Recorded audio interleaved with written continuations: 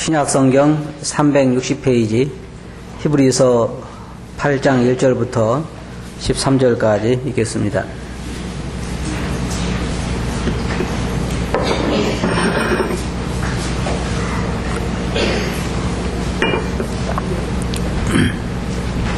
히브리서 8장 1절부터 13절까지 읽겠습니다. 이제 한 말에 중요한 것은 이러한 대제사장이 우리에게 있는 것이라. 그가 하늘에서 위엄의 보좌 우편에 앉으셨으니 성소와 참 장막에 부리는 자라. 이 장막은 주께서 베푸신 것이요 사람이 한 것이 아니니라. 대제사장마다 예물과 제사 드림을 위하여 세운 자니 이러므로 저도 무슨 드릴 것이 있어야 할지니라. 예수께서 만일 땅에 계셨다면 제사장이 되지 아니하셨을 것이니 이는 율법을 쫓아 예물을 드리는 제사장이 있음이라. 저희가 섬기는 것은 하늘에 있는 것의 모형과 그림자라. 모세가 장막을 지으려 할 때에 지시하심을 얻음과 같으니 가라사대 삼가 모든 것을 산에서 내게 보이던 본을 쫓아 지으라 하셨느니라. 그러나 이제 그가 더 아름다운 직분을 얻으셨으니 이는 더 좋은 약속으로 세우신 더 좋은 언약의 중보시라. 저 첫 언약이 무음하였다면 둘째 것을 요구할 일이 없었으려니와 저희를 허물하여 일렀으되 주께서 가라사대 볼지어다 날이 이르리니 내가 이스라엘 집과 유다 집으로 새 언약을 세우리라. 또 주께서 가라사대 내가 저희 열조들의 손을 잡고 애굽 땅에서 인도하여 내던 날에 저희와 세운 언약과 같지 아니하도다. 저희는 내 언약 안에 머물러 있지 아니하므로 내가 저희를 돌아보지 아니하였노라. 또 주께서 가라사대 그날 후에 내가 이스라엘 집으로 세울 언약이 이것이니 내 법을 저희 생각에 두고 저희 마음에 이것을 기록하리라. 나는 저희에게 하나님이 되고 저희는 내게 백성이 되리라. 또 각각 자기 나라 사람과 각각 자기 형제를 가르쳐 이르기를 주를 알라 하지 아니할 것은 저희가 작은 자로부터 큰 자까지 다 나를 알미니라. 내가 저희 불의를 긍휼히 여기고 저희 죄를 다시 기억하지 아니하리라 하셨느니라. 또 새 언약이라 말씀하셨음에 첫 것은 낡아지게 하신 것이니 낡아지고 쇠한 것은 없어져가는 것이니라. 13절까지 읽었습니다. 저는 이 말씀을 통해서 새 언약의 위대함에 대해서 말씀을 나누기를 원합니다. 이스라엘 백성들이 여러분 잘 아시는 것처럼 그들은 세상에서 유일하게 살아계신 하나님과의 관계를 가지고 있던 백성입니다. 이스라엘 백성들에 대해서 하나님께서도 그 선지자를 통해 말씀하시기를 오늘날 너희처럼 살아계신 하나님을 본 그 음성을 들은 백성이 어디 있느냐 그렇게 말씀하셨습니다. 이 세상에는 많은 사람들이 신을 섬기고 있습니다. 어떤 면에서 신을 섬기지 않는 사람들은 한 사람도 없을 것입니다. 어떤 사람은 자기 자신을 섬기는 사람도 있고 어떤 사람들은 나무나 돌이나 어떤 우상이나 어떤 많은 신들을 섬기고 있습니다. 그런데 우리가 한 가지 알 수 있는 건 그 어떤 신도 실질적으로 살아서 그 섬기는 사람들과 대화를 나눈 신은 없습니다. 이스라엘 백성들이 가지고 있는 그 하나님에 대한 자부심은 아주 대단한 것이었습니다. 특별히 유대인들이 자기들과 하나님 사이에 맺어진 언약 한번 생각해 보세요. 이 세상에 어떤 신이 직접 그 계명을 기록해서 그 백성들에게 준 신이 있습니까? 사도 바울이 성경에 보면 저희는 이스라엘 사람이라 저희에게는 양자됨과 영광과 언약들과 율법을 세우신 것과 예배와 약속들이 있고 조상들도 저희 것이요 육신으로 하면 그리스도가 저에게서 나셨으니. 모든 것을 볼 때 유대인들은 굉장히 자부심을 가질 수 있었습니다. 여러분들이 혹시 길을 가시다가 저 사람은 유대인이다 그러면 어떻게 생각하십니까? 좀 다르게 생각이 되잖아요. 저도 그 전에 유대인들을 좀 만났는데 좀 생각이 달라지더라고요. 아, 저 사람들이 바로 그 하나님의 백성이었던 사람들인가. 유대인들은 그 나름대로 굉장한 자부심을 가지고 있어서 특별히 그들이 가지고 있는 이 율법에 대한 자부심, 그리고 하나님에 대한 그 자부심, 그리고 그들에게 있는 그 약속에 대한 자부심, 이런 것들이 다른 민족보다 특이하게 달랐습니다. 유대인들이 이방인들을 어떻게 생각한 줄 아십니까? 유대인들은 옛날에 이방인들을 지옥에 계속해서 불이 꺼지지 않도록 불을 지피는 불쏘시개다, 그렇게 이야기해요. 그러니까 그 자부심이 대단하죠. 근데 문제는 지금 이 히브리서 기자가 말하는 것은 뭐냐면 그들이 그렇게 중요하게 생각하고 신뢰하는 것들이 사실은 그림자에 불과하고 온전하지 못하다고 말하고 있는 것입니다. 그건 굉장히 도전적인 말이죠.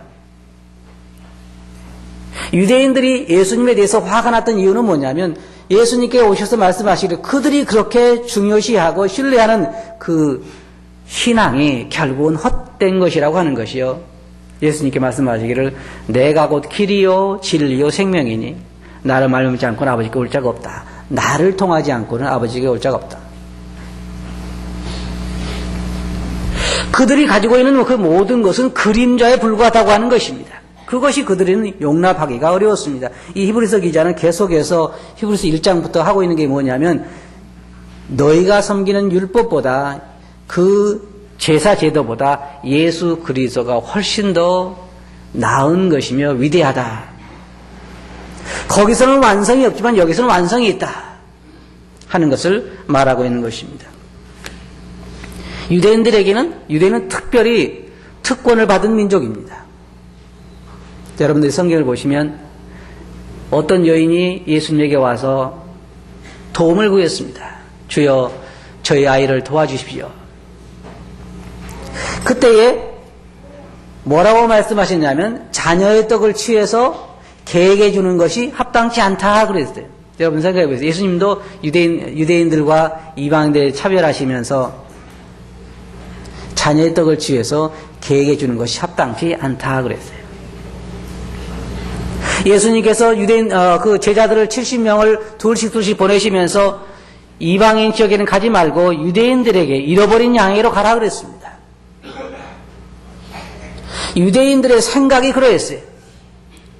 유대인들이 이방인 지역을 여행하고 돌아오면 그 나라에 들어오기 전에 옷에 있는 먼지를 다 털어버리고 신발을 벗어서 먼지를 털고 옷을 빨고 그렇게 그 나라에 들어왔어요. 얼마나 자기 나라를 거룩하게 생각하고 이방인 지역을 부정하게 생각을 했습니까?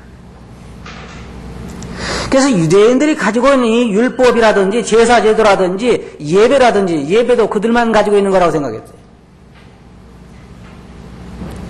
그것에 대한 자부심이 아주 대단했는데 여기 히브리서 기자는 말하기를 그것은 다 그림자에 불과한 것이다. 여기에 이 말씀 보면 거기에 2절에 보면 성소와 참 장막에 부리는 자라 이 장막은 주께서 보신 것이 사람이 한 것이 아니라고 말하면서 거기에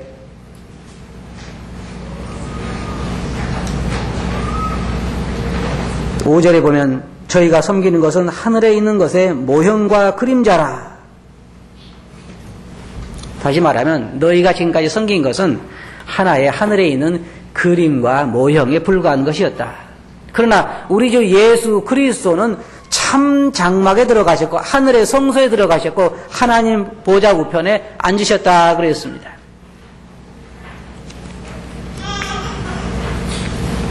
히브리서 기자의 주장은 그것은 그림자라고 하는 것입니다.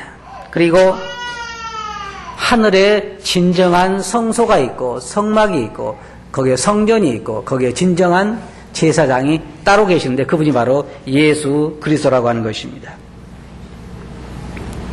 이 세상에는 유대인들이 가지고 있는 제사제도는 불완전한 것이었습니다. 왜냐하면 그들은 첫째로 온전한 제물을 가지고 있지 못했어요. 그들이 드리는 것은 짐승의 제사였습니다. 양이나 소나 염소로 제사를 드리는데 그것은 사람을 온전히 속죄할 수 없는 죄를 속죄할 수 없는 그러한 불완전한 제사였습니다. 일시적인 것이었습니다. 그리고 또 한 가지 뭐냐면 그들은 또 제사장이 늘 바뀌어야 하는데 왜냐하면 늘 죽어야 했기 때문입니다. 그래서 거기에 이 히브리서 기자는 그렇게 말하고 있는 것입니다. 이 땅에 있는 것이 흠이 없었다고 하면 그것이 바뀔 필요가 없었지만 그러나 그 흠이 있었기 때문에 그것을 바꿔야만 했다고 하는 것입니다. 그런데 예수님께 오셔서 이제 새로운 제사장으로 오셨습니다. 완전한 제사장으로 오셨습니다. 그는 이제 영원히 살아계신 제사장이요. 또 온전하신 재물을 가지신 제사장이요. 그가 여기에 있는 것처럼 1절에 있는 것처럼 이제 한 말의 중요한 것은 이러한 대제사장이 우리에게 있는 것이라. 그가 하늘에서 위엄의 보좌 우편에 앉으셨느니라. 여러분이 구약 성경을 공부해 보시면요. 한 가지 재미있는 사실을 발견하는데 그건 뭐냐면 이스라엘 백성들이 제사 제도를 통해서 우리가 볼 수 있는 건 뭐냐면 그 성막과 성전에는 앉는 의자가 없었어요. 성경에 보면 항상 서서 같은 제사를 드렸습니다. 구약을 보면 어떤 것 같으냐면요. 그들은 계속해서 제사를 드려야 했습니다. 그 누구도 쉴 수가 없었어요. 앉는 자리가 없었어요. 앉을 수가 없었죠. 왜냐하면 제사가 온전한 제사가 없었기 때문입니다. 계속해서 드려야 했기 때문에 그것은 그들이 죽음을 면하기 위해서는 그 제사를 계속해야 했어요. 여러분 혹시 사람들 중에 가끔 피를 늘 이렇게 정제해서 넣어야 되는 사람도 있잖아요. 그걸 뭐 한다고 그러죠? 투석한다고 그러죠? 투석한다고 그러죠. 예를 들어 한번 생각해 보세요.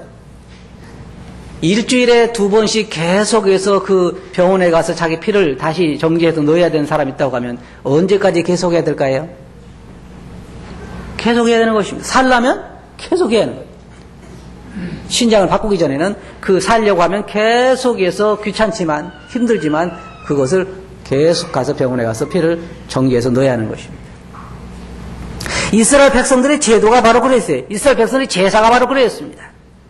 그들은 살려고 하면 죄를 범할 때마다 제물을 가져와야 했어요. 쉴 수가 없었습니다. 어떻게 쉴 수가 있어요? 계속 죄를 범하는데. 여기에 앉아 계신 분들도 죄를 범하지 않잖아요. 근데 우리는 왜 쉬고 있을까요? 단 한 번의 제사로 영원한 속죄를 이루셨기 때문에 우리는 쉴 수 있지만 구약의 백성들은 쉴 수가 없었어요. 왜? 재물 자체가 온전한 재물이 없었기 때문에 그래요. 그러나 구약에 있어서는 그들은 계속해서 온전한 재물이 올 때까지, 온전한 제사장이 나타날 때까지 그 제사를 계속하지 않으면 안 됐다고 하는 것입니다. 그걸 여기서 지금 히브리서 기자는 말하고 있는 것입니다. 저희가 섬기는 것은 하늘에 있는 것의 모형과 그림자라 그랬어요.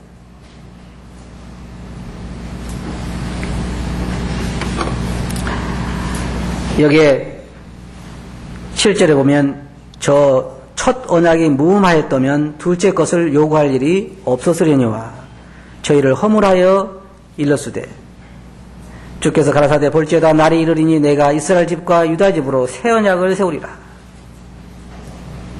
그러면 왜 하나님께서 이스라엘 백성들과 세운 언약을 폐하시고 새로운 언약을 세우셨을까요? 그것은 그들이 그 언약을 지키지 않았기 때문입니다. 여러분, 절대로 율법이 흠이 있어서 그런 건 아닙니다. 율법은 완전한 것입니다. 문제는 사람이 그 완전한 요구에 이를 수가 없기 때문에 항상 제사를 드려야 했던 것입니다. 그런데 이스라엘 백성들이 율법을 주셨을 때 이스라엘 백성들은 하나님에게 우리가 하겠습니다. 우리가 순종하겠습니다. 그렇게 이야기했어요. 할 수도 없으면서. 그들이 그걸 진정을 알았다고 하면 그런 얘기를 하지는 않았을 것입니다. 물론 율법이 주어진 목적은 그들로 하여금 다 자신들이 죄인인 것을 깨닫게 하기 위한 것입니다. 거기에 보면 12절에 보면 내가 저희 불의를 긍휼히 여기고 저희 죄를 다시 기억하지 아니하리라. 자, 여러분 이 말씀을 보시기 바랍니다.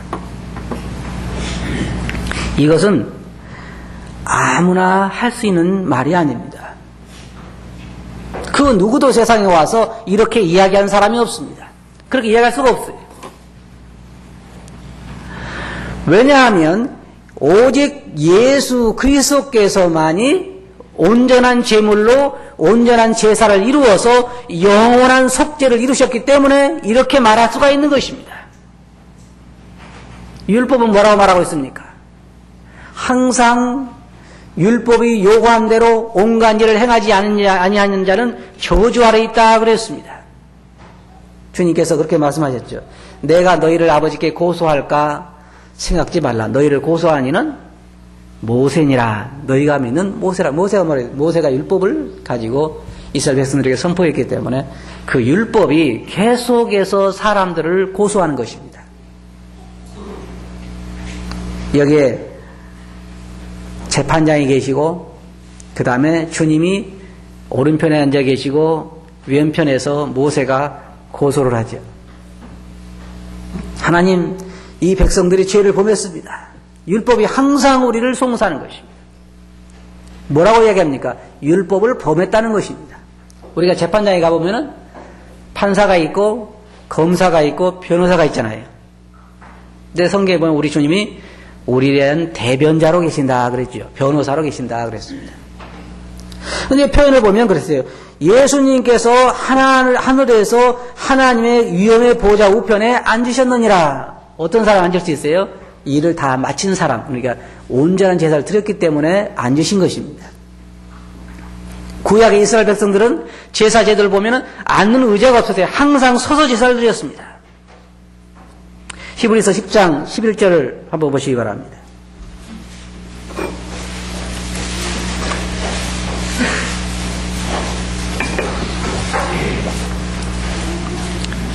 (10장 11절)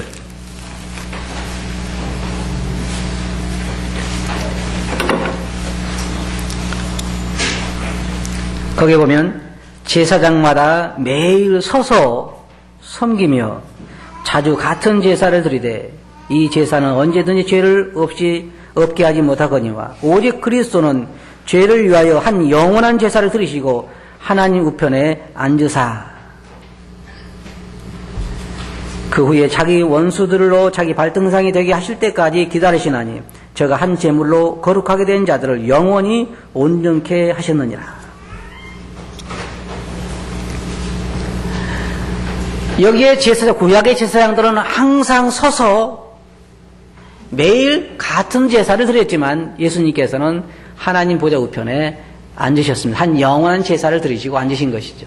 그리고 이제 그들을 영원토록 온전케 하셨다 그랬습니다. 그리고 거기에 17절 말씀 보면 저희 죄와 저희 불법을 내가 기억지 아니하리라. 또 거기에 말하기를 이것을 사하셨은즉 다시 죄를 위하여 제사 드릴 것이 없느니라. 왜? 한 번의 제사로 영원한 속죄를 이루셨기 때문에 다시는 죄를 속죄할 제물이 필요하지 않는 것입니다. 그래서 세상에 그 누구도 주님처럼 말씀할 사람이 없었습니다. 주님께서 세상에 오셔서 뭐라고 말씀하셨습니까? 수고하고 무거운 짐진 자들아 다 내게로 오라. 내가 너희를 쉬게 하리라. 제사장들은 그 누구도 쉬게 할 수가 없었습니다. 힘을 줄 수가 없었어요. 왜냐하면 온전한 제물이 없었기 때문에 자신들도 온전하지 못하고 그래서 자기들을 위한 제사도 드려야 했고 그들에게는 절대로 쉼이 없어요. 율법 안에서 쉴 사람은 아무도 없습니다. 율법 안에서 쉴 수 있는 사람이 없어요. 그러나 예수 그리스도는 온전한 제물로 한 영원한 속죄를 들으시고 우리 죄와 우리의 불법을 다시는 기억하지 않겠다는 것입니다. 오직 예수님만 할 수 있는 말입니다.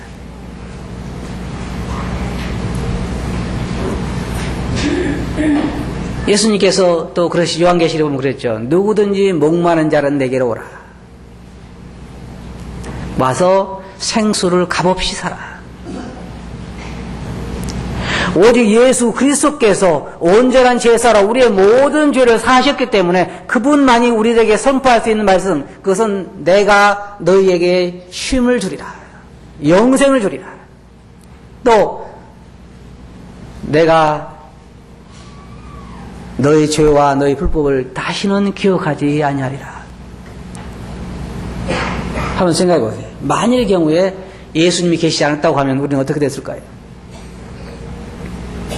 우리는 소망 없이 우리 죄 가운데서 죽어서 영원토록 멸망을 받아야 했을 것입니다. 근데 문제는 이스라엘 백성들은 계속해서 아직까지 이 율법을 붙잡고 있고 그들의 하나님을 붙잡고 있고 그들의 약속을 붙잡고 있고 그들의 예배를 중요하게 여기고 그 제사를 중요하게 여기고 있습니다. 지금도 유대인들은 예수님께 돌아오지 않고 있어요. 그런다잖아요. 누가 예수님 믿으면 자기 가족 중에 누가 예수님 믿으면 장례식을 치르고 호적에서 재워버린대요. 그렇게 그들은 강력한 율법에 대한 예착을 가지고 있습니다. 그 유대인들에게 이 히브리서 기자는 말하고 있는 것입니다. 그것은 하늘에 있는 모형이다. 모형.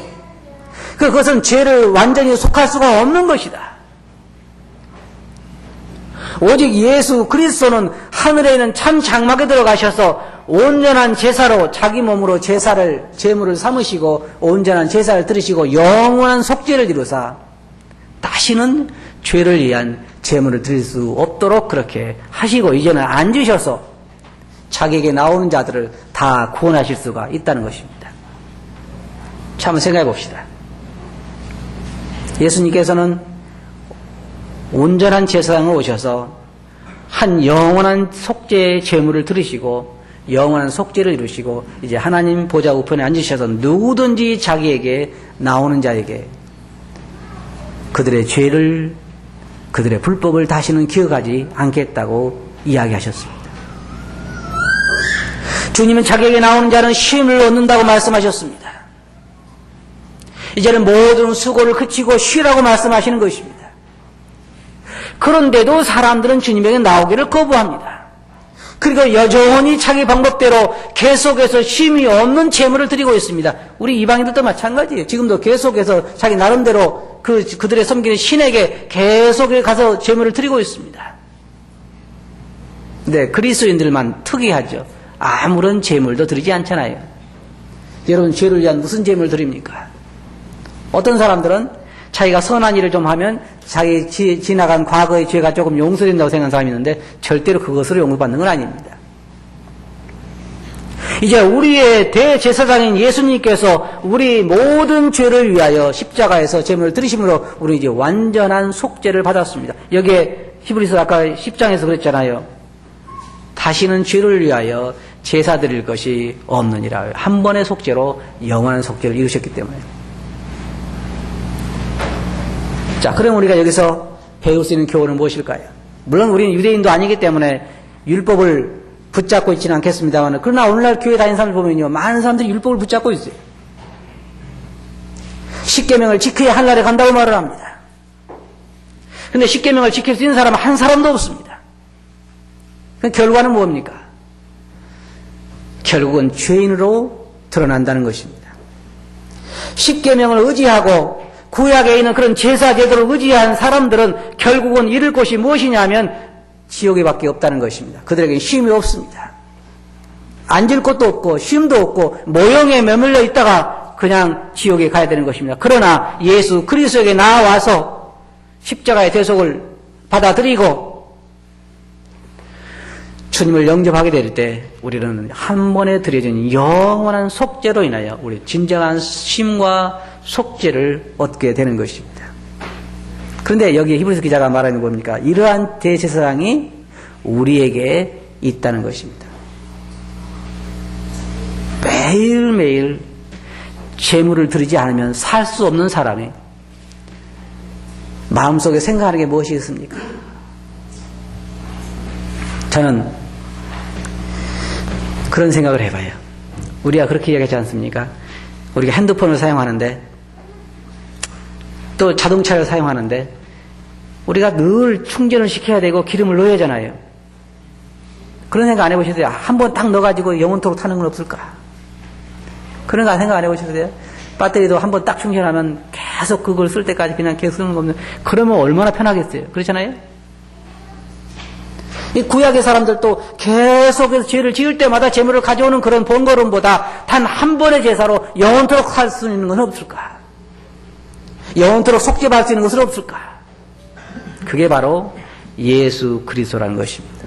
한 번의 제물로 영원토록 용서를 받는 제사, 예수 그리스도께 십자가 위에 들으신 바로 그 제물이 우리를 영원토록 죄를 속하게 만들고 우리를 완전하게 그리스도 안에서 세우신 것입니다. 이런 제사장이 우리에게 있다는 것이 얼마나 감사한 것입니까? 그런데 이러한 제사장이 계셔도 이러한 제사장에게 나오기를 거부하는 사람들이 있습니다. 아마 이 가운데도 계실 거예요.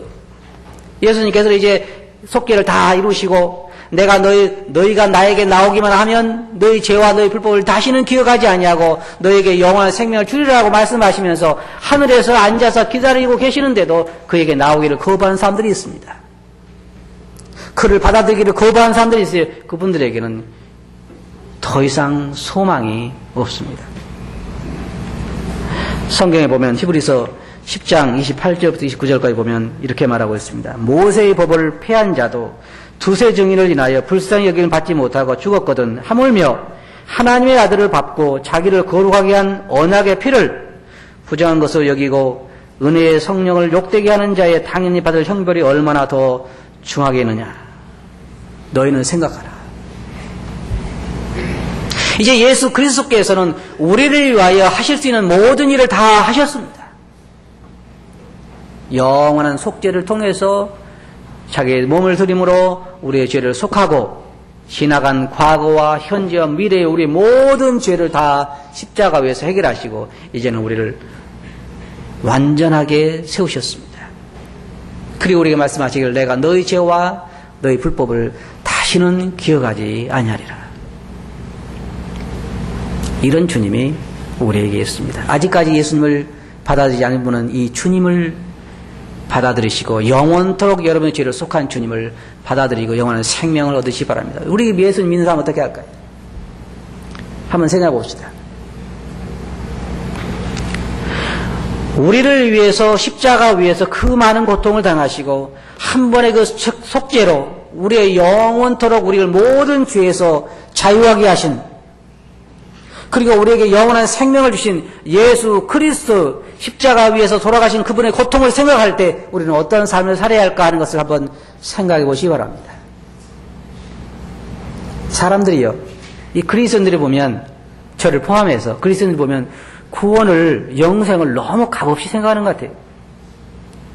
왜 그런지 아세요? 이상해요. 사람들이. 우리도 지금 이제 또 공부를 할 텐데요. 이 교재를 돈 주고 사서 공부하는 거하고 그냥 주는 건 틀려요. 사서 공부하면 자기 돈이 들었기 때문에 좀 더 중요하게 책을 생각하는데 공짜로 책을 주면요. 귀하게 생각 않잖아요. 이 구원도 그냥 믿기만 하면 공짜로 주니까 값어치 없는 것도 생각을 해요, 사람들이. 절대로 그렇지 않습니다. 예수 그리스도께서 십자가에 위해서 지불하신 값을 생각해 보시기 바랍니다. 우리가 가지고 있는 영원한 생명을 얻기까지 얼마나 많은 대가가 지불된 날을 여러분 생각해 보시기 바랍니다. 이제 크리스마스가 얼마 남지 않았는데 하나님께서 그 하나님 보좌의 우편을 버리시고 이 땅에 인간의 육체를 입으신다고 하는 것 자체가 너무너무 어려운 것입니다. 만약에 이 가운데 계신 우리 성도님들에게 돼지를 구원하기 위해서 돼지 모양을 입고 영원토록 돼지로 살겠냐 한 사람 한번 손들어 보라 그러면 손들어 보세요. 그렇게 할 수 있는 사람 아무도 없네요. 그렇죠? 아무도. 우리 주님께서 하나님으로서 그가 만드신 피조물의 형체를 입으시고 이 땅에 오셔서 피조물들에게 수많은 고난과 수치를 당하시고 십자가 위에서 자기 몸으로 제물을 삼아서 우리가 늘 번거롭게 드려야만 했던 그 제사를 종지부를 찍으시고 우리에게 영원한 속죄를 이루어주셨습니다. 그리고 이 시간 하나님 우편에서 쉬시면서 우리들의 모든 것을 돌아보고 계십니다. 변호자로 계십니다. 이러한 주님 우리에게 있다고 하는 것이 얼마나 감사한 것입니까? 히브리서 기자가 이렇게 말하고 있습니다. 이제 말한 게 중요한 게 무엇이냐? 결론이 무엇이냐? 지금까지 이야기하는 이것이 무엇이냐? 이제 말의 중요한 것은 이러한 대제사장이 우리에게 있다는 것이 우리의 대제사장이요 우리의 주님이라는 것입니다. 여러분, 이러한 주님이 우리에게 있다는 것은 우리에게 참 행복한 일입니다. 그리고 이러한 주님을 위해 사는 것은 더더욱이나 큰 특권 중에 하나입니다. 우리에게 주어진 이 기회, 이 기간 동안 더욱더 주님을 위해 사는 그러한 여러분들이 되시기 바랍니다. 그건 특권이기 때문입니다. 그렇잖아요. 이런 주님을 위해 사는 것은 특권입니다. 주님께서 바로 우리의 나의 주님이 되시고 대제사장이 되신다는 것입니다. 여러분의 대제사장이 되십니다. 이분을 위해 사는 것은 특권이에요. 우리가 이런 주님이 우리의 대제사장이라고 하는 것도 참 우리의 특권 중에 하나입니다. 그렇지 않습니까? 이러한 주님을 위해서 살 수 있게 되길 바랍니다. 기도하겠습니다.